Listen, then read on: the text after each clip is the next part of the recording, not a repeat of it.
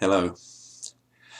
One of the things I've been discovering over the last few weeks is just how much stuff you can accumulate over the course of 20 years.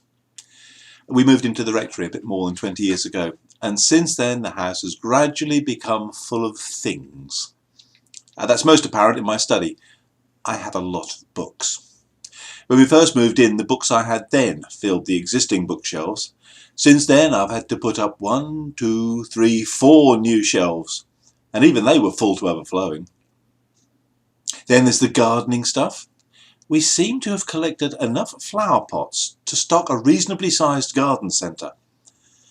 And then there are the ornaments, vases, pictures. It's made me realise that I am much better at getting new things than I am at getting rid of old things.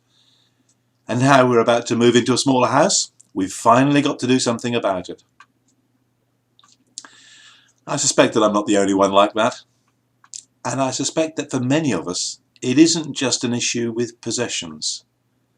Our lives get full of stuff. And sometimes that can obscure the things that are really important. Next week sees the start of Lent. I'm sure that some people will be doing the traditional Lent things of giving up something they enjoy, though without having any reason for doing such a thing, other than it's what you do in Lent. For some people it does seem to me that it's a time for giving up their pet sins. Presumably they think it's okay to commit them for the other 325 days of the year. But sorting through the stuff in my house has made me think that Lent can actually be meaningful and important for us. Let me read the first half of Psalm 27. The Lord is my light and my salvation. Whom shall I fear? The Lord is the stronghold of my life. Of whom shall I be afraid? When the wicked advance against me to devour me, it is my enemies and my foes who will stumble and fall. Though an army besiege me, my heart will not fear. Though war break out against me, even then will I be confident. One thing I ask from the Lord, this only do I seek, that I may dwell in the house of the Lord all the days of my life, to gaze on the beauty of the Lord and to seek him in his temple. For in the day of trouble he will keep me safe in his dwelling. He will hide me in the shelter of his sacred tent and set me high upon a rock. Then my head will be exalted above the enemies who surround me. At his sacred tent I will sacrifice with shouts of joy.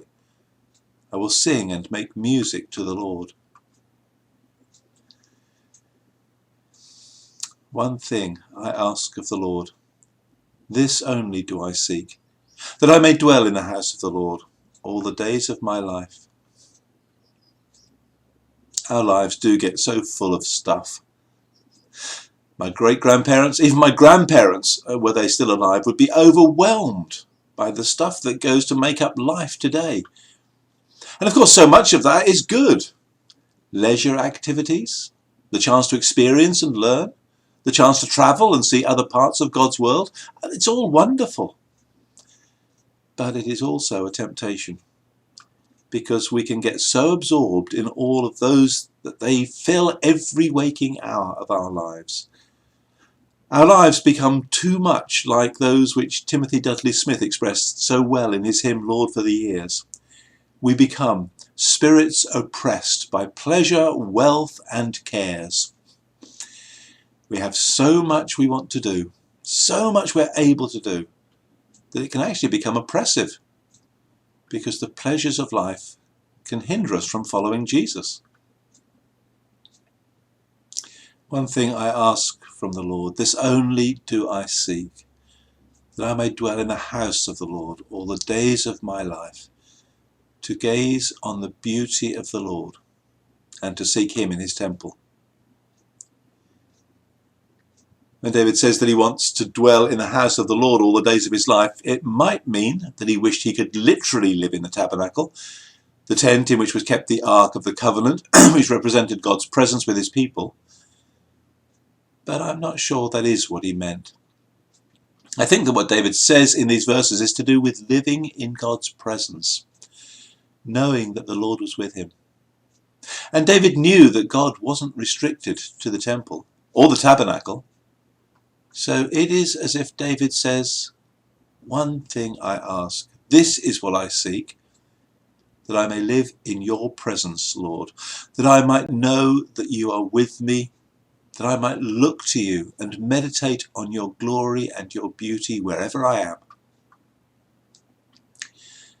Nurturing that relationship with the Lord is the best thing you can do as a Christian, because it is the Lord who is our light and our salvation. It is the Lord who is our stronghold, the one we can rely on absolutely. It is the Lord who lifts us up and puts a song in our mouths.